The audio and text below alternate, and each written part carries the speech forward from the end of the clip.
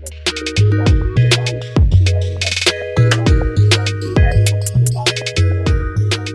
to Kisima Podcast. My name is Gloria Macheti. And I am Joy Mala. You can find us on social media, on Twitter at Kisima Podcast and on Instagram at Kisima_podcast. Thank you for joining us today. Kisima Podcast is a youth roundtable that focuses on youth issues, especially in governance, civic responsiveness, and then we add a little bit of social commentary along the way. Yeah. Karibuni. Thank you for joining us for this very first episode. The youth must refuse to be manufactured by the system. So to begin on this episode, Gloria, I'll just maybe give a brief of my history, my background. I took an internship some years back at a food manufacturing company in Kenya. And during food manufacturing, there are specific aspects of the ingredients that go into the food that are predetermined. So you find all the steps, all the ingredients have already been decided from the beginning. And for them to, so we used to make jam, we'd make sauces, we'd make maple juice, we made several brands of juices. Yeah. And in all this, the only way to make sure that the product remained the same and that it tastes the same every single time was because all of this was predetermined. So I'm coming to something here. Yeah. So the same way, for the way that we turn out as youth, you find that going through school and going through the various systems that are already in place and that are set in solid stone, they determine who you become after. They say that if you train up a child in the way that he should go, when he's older, he will not depart from it. He will not depart from it, exactly.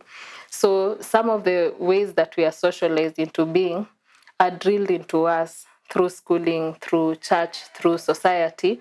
And then when you are older, you're just this rigid thing that it's hard for you to move out of. So maybe to just break the ice, how was school for you? Maybe primary, high school, unaweza tuambia about discipline, how discipline was administered, and maybe your takeaway from school. Yeah, so school for me was, at the moment, I didn't think much of it, but in hindsight right now, I think it wasn't such a difficult experience because I was always one to abide by the rules. So whatever I was told to do, I will do. I don't think the schools that I went to, the punishment was so severe. I wouldn't say that. But it was mostly punishment by shame. You'll be shamed into not doing something more than corporal punishment. Or so it's like you'll be paraded for, being untidy, having a bad uniform, things like that. You fail. After top 10 have been called in front of the parade, now let's look at bottom 5 and what they're doing wrong. So yeah, it was that kind of experience. And it's just this normal things. Like even I remember one of the trainers I have was mentioning how we kept on being told nyamaza usiong, like keep quiet every time. Very regulated type of engagement, very much not open to new ideas. And it's interesting because even when you go to campus and you're told, now this is grounds for free thinking, tell us what you think. No, they don't want you to tell them what you think. They want you to tell them what they told you. Exactly. So yeah, that was how I found it. You see, that last point especially, I remember my history teacher in high school, there's a way like we'd list problems of factors affecting sijui nini, and then she'd tell like at the very end of listing all the 12, alikuwa anauliza who can pack all the points in a package, and then you stand up and cram like number 1. For real? All the 12 points? Yeah. So definitely you have to think in the manner that amekwambia sahi, think this way. True, these are the answers. Yeah. So what I'm getting at, I think I should, school, pretty much the same. I aligned myself to what the school wanted. Nilitry sana, nilikuwa nafanya all the homework, whether it will mean that I stay up until 2 and wake up at 4 and put my feet in water. to finish, and this is primary school. I know. So tulikuwa tunapewa so much homework. I remember especially class 7 hapo. It was terrible for us. Alafu form 4 vile unafanya mocks every week. Like Monday to Tuesday you're doing one set of it. Mkimaliza Tuesday mnaanza tena. Alafu suffering is glorified. Those people who wake up at 3 a.m. those are the ones. Yeah. So for me it was like that. So I pretty much abided and went through it. And now in hindsight I also realized that much as I didn't fall on the wrong side of school, it was a different kind of rebellion for me. Kwa sababu kulikuwa na watu wenye they wouldn't finish, walikuwa na chapo all the time. And mimi I really like hata sahi sipendi much confrontation. So I tended to shy away from being beaten. By doing that mimi nilikuwa na try kuabide. But sasa kuna watu walikuwa na chapwa, rebellion yao ilikuwa inakaa hivyo. They never used to just comply. And so as it turns out, like now in hindsight, I find it like super ridiculous, especially kuchapwa juu ya vitu kama uniform, because at the end of the day, you're not buying uniform. You're just in class 4, ama kitu kaya mu kichapwa for lack of school fees. But anyway, eventually, all these things tried to shape us to just be what the system is trying to roll out. And maybe we could unpack what does the system want us to be? Like, what do you think they were trying to instill in us? Yeah. So the education in Kenya, it has changed a lot, and there are several factors that influence the kind of education that we get. So sometimes it's ideologically steered, sometimes it's politically, sometimes it's religion, other times, like there are several factors that amount to this, but Kenya especially, the things that steer how we get educated, how we are supposed to turn out as adults is politically driven. And this is very interesting because we come from a colonial background, a super colonial background, because Kenya was especially a settler colony where these people, the white guys, the colonizers decided this is not just a country, this is not just a country that we will administer a ruling over, but we will come and move in. So because of that, much as Christianity, the advent of Christianity had brought schooling because they needed their gospel. They needed people to spread the gospel and make sure that we grasp Christianity. There was also that aspect of the settlers wanting their children to be educated. And so that's when they formed a segregated system of education. So then they wanted their kids having European type of education. And then for Africans, they needed people who will work for their kids. Exactly. So in essence, Europeans were taught to be more free-thinking. And to explore and, to be creative. But for us, it was just, you're going to be a clerk, so even though unafaa kujua na hii ndo Kenya secretarial, ile ingine ya nyumbani inaitwaje, housekeeping, bas. So what this did is that throughout the process of developing various systems of education for African children, because they had determined they did a commission which kind of determined that the Africans cannot grasp things. I remember. So when we were talking about that commission in high school, but somehow they pack these things to look so nice, because someone was also saying it's ridiculous how we were analyzing positive effects of colonialism. So it's the same way, was it the Stokes Commission? So it was packaged like, they came to design a good system for you because before you were too informal, hamkukuwa mna get all the right elements. But so they felt Stokes was actually towards the very end. But hapo mbele walikuwa wameshasema we want to analyze the cranial capacity of Africans. And then they decided that we are uneducable. So by the time they brought education to us, it was these people only need vocational training and industrial training, because they want you to just, like, if your work is to kukaza nut kwa kitu, that's all you do. You don't need to understand the entire plane, how it works. So that's just your job. And in a very large sense, our education system has not shifted from the colonial way, because I tend to remember a syllabus change at some point in my schooling. I think in class 5, there was a new syllabus that was introduced. Now, I go back to the old one because my elder brothers did that one. So it had GHC, it had arts, I remember they used to cook. My brother would come home with meatballs, so they had home science there. They had various art programs because at some point 844 had integrated a lot of the things that matters we need in our basic way of life.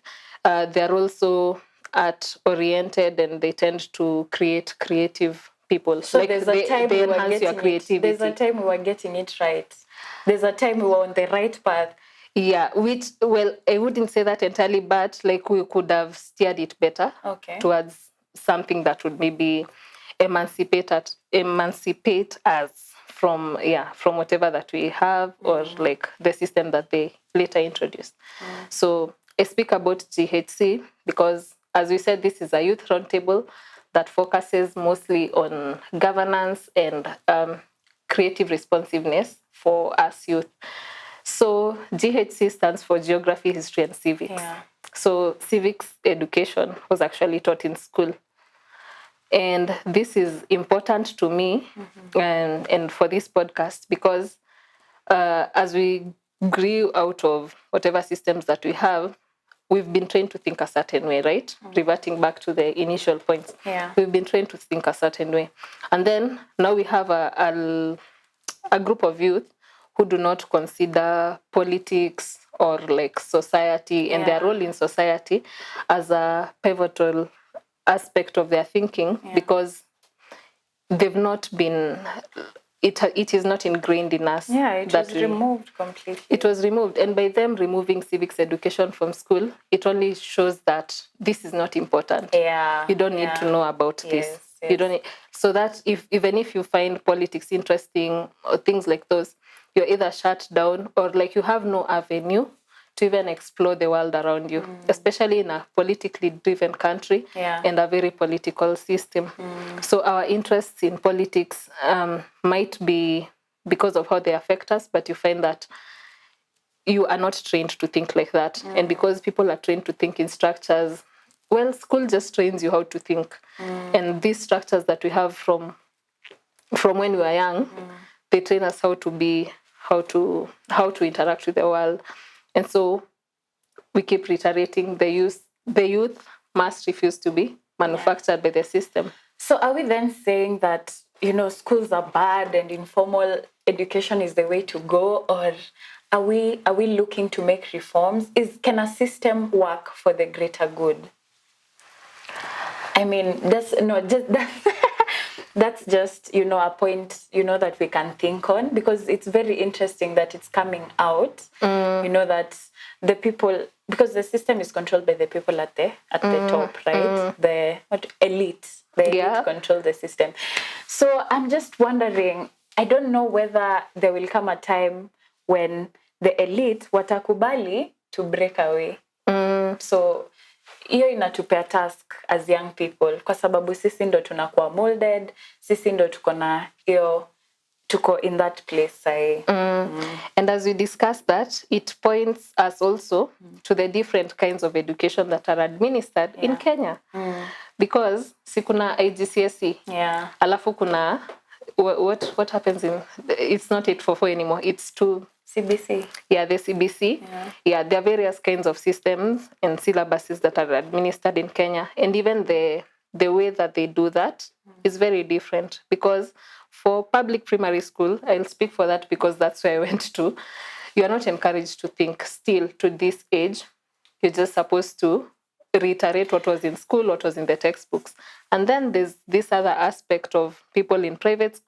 I don't know if private schools is the same, but I feel like it's the same in private schools, because private schools tend to be obsessed with results because they're really trying to prove their worth. So Piao, they'll have you singing entire parts of, you're singing the African continent and all its capitals. So there's also that kind of drilling because of the competition that private schools are trying to have. Yeah. You say results and it reminds me of this entire announcing of the results thing on TV. Because it's super ridiculous.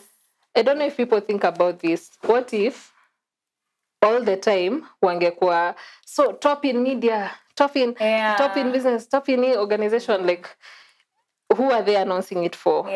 Why are we reporting that? Because it happens, and it keeps I keep thinking that it's a very capitalist mentality to always be top, like rank watu hivo all the time, because other factors are never put into place. Because maybe this certain national school became top 10, but isn't it clear that it's a national school because most of the students there were actually also the top students in primary? But no, hiyo shule yenye haikuperform vizuri bado itakuwa so maligned, yet they're the ones who took the students who are sort of rejected by the system. So there's also that aspect. I think more and more each day watu wana wake up to the realization, because kuna hii program on Citizen, it comes I think on Thursday after news, it's called News Gang. So kina Yvonne Okwara, they sit down to discuss issues, and they all of them have parting shots. And so Yvonne, in her parting shot, alikuwa anasema pia she doesn't get this obsession with, national results have been released and it's going to be a whole 2 days of the coverage of candidates and schools, and I'm pretty sure no other country does that. Right. I don't know if you look into another country and then they'll be, sijui where. Which reminds me, I wanted to maybe the question that you posed to our viewers, like if there's a way that we can break out of the system. It doesn't mean that we live an unstructured kind of life, but myself, I think it's understanding that you are not, that we can think outside the box. We can think outside of this. Way to think. Exactly, outside of these structures that seem to be our entire line of thought. Like realize your schooling is not everything. The way that they wanted you to be should not be a cocoon for you. If anything, you must maybe start to think around what else is out there. What don't they want me to know? Because as long as syllabus is restricted, you can only learn from here to here. But I feel like the system has a way of punishing outliers. The moment you will the moment you'll decide to step outside, it's literally one man versus the system. So I think that's what puts people off most of the time. Like, you're an independent thinker, but you're being driven by fear, you're being driven by the system literally controls everything that you do. So it becomes a sort of Herculean task. As in it's so it's not easy. Yeah, it seems out there. But then again, for Kenyan youth, I find that this is especially very important for us because we are the majority of Kenya's population. According to the 2019 census, it showed that 75.1% of Kenyans are actually under the age of 35. And 75% of Kenyans are struggling. So, apart from punishing us, the system is also making sure we are occupied with how we are going to get our next meal. Ndo tusianza kufikiria, now how will I think in an alternative way? It's just the odds are so stacked. So isn't that why Kisima podcast exists? For sure, because I think we might not have all the answers, to be honest. But as long as we begin having these conversations, it's an action. Because maybe kila mtu amenyamaza na shida zake, kila mtu kwa social media anaka elite and lit and everything is going all well for you. But as soon as we begin having these conversations and realizing that we have the same pain points, we are like underemployment, unemployment ni issue yenye most of us wana suffer from. And much as these structures seemed to be working, they're collapsing on themselves because you are intended that ukipata A primary, upate A high school, you definitely get into engineering, you get employed immediately after. But then the government cannot even sustain itself because the rate at which people ran towards that because it seemed as a way out. Ukitoka huku nje sasa tena unakuta umeachiliwa, and then and then you still fall victim of the same politics. They don't have enough jobs for you guys. For us, they don't have enough jobs. They don't have policies that ensure that we actually get self-actualized because your artistic ventures ama your creativity ilikuwa cut short because of whatever schooling ama whatever way that you were brought up. So this is a call unto us to not allow to be subdued like that, to start thinking outside the box, to realize that we are the majority. Well, we live in a democracy where the majority have their say. I know this is not always like a good blanket, but for us, this is a platform for us to explore and exploit that we can actually change the way our future looks like. We can actually change where we are heading to. We're actually paying attention to these things. They removed it from your school so that you don't think about it. You don't think about civics. You don't think about community. And even as we go on in our subsequent episodes, we'll just delve deeper into them and maybe find a way, for us to regain our voices. Because what happens is that it's not that we don't have voices. We are just very preoccupied with everything else. And of course, life happens. Hauna job, hautaamka asubuhi ukifikiria venye utasave Kenya. That's true. But pia ukirealize that if no one ever takes the mantle, you are always at the mercy of whoever is in control. And at what point do you decide, like, my adulthood is now and I'm determining where I'm going now? And I think in many ways, Kisima, past starting a conversation, it's also a community, as you said. It's a space for us to mobilize and to come together and to brainstorm and to have big ideas. Because the truth is, no amount of personal improvement can remove structural changes, structural problems. Issues, because we've come to a point where things are so bad that Kenyans struggle to upate do hizi vitu zisiku affect. But the truth is, as in it becomes so hard kupata hiyo do because vile vitu ziko set up. So at least tukikuwa na hii community to come together, unity is strength. Na tuko 75.1%, guys. Hao ni watu wengi. We can tuna sound optimistic. It can be done. We have to, like, these utopias are always imagined. We are the ones who come up with an ideal of what we aspire to be like. We had a conversation before this and we were saying, like, the same way Christians or like religious people have that person that you have a Jesus.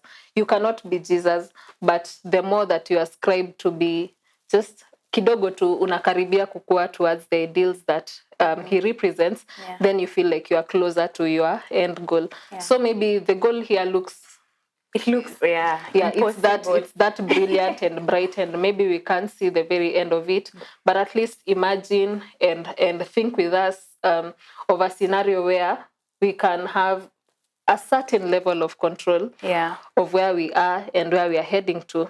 So as always, this is Kisima_Twitter on Insta and Kisima at Kisima Podcast. Said Kisima_Twitter on Insta. It's Kisima_podcast on Insta, and then it's Kisima Podcast on Twitter. And we did this thing last week where we hosted a Twitter space over the weekend, and a lot of the young people who joined were very vocal about these issues. And we feel like we'll continue with this on our Twitter. My Twitter is _Joymala, and I'll be hosting a Twitter space every other Sunday, or we'll try and update you guys on our socials. But then again, let's keep having these conversations. Do join us on our subsequent episodes, because on the very next one especially, we have something exciting. So as we log out, I think it's important to walk people through the action points. How can they refuse to be manufactured? So we've already said we should have these conversations, right? And I think another thing is, to educate yourself, to read alternative sources, just try to think, try to read outside of your comfort zone and to get all this information, because we live in the age of internet, and everything is quite accessible right now. So tutumia bundles vizuri to educate. And also getting out of your comfort zone. Now that is a bit tricky because they are comfortable, so they are very comfort zone, but getting out of those spaces, and also understanding the way forward that you yourself maybe would want to pave, and then aligning yourself with maybe organizations ama Yeah. wasi wenye una feel wana carry forward hizi vitu una care about. Yeah. On the next episode is a very exciting one because we'll be having the executive director at Uraia. Her name is Grace Maingi, and she will take us through what we mean by civics, because I know we've mentioned it a lot on this episode and you guys are wondering, so why is it important? Yeah. So we'll this is our way of taking action by maybe providing info and also having these discussions on where we can actually take part, how we can be active members of community, active members of Kenya, and maybe in a way get there to reshaping our future. So stay tuned. Remember, as always, it's Kisima Podcast, Kisima_podcast on Instagram, Kisima Podcast on Twitter. Thank you for joining the community and stay tuned.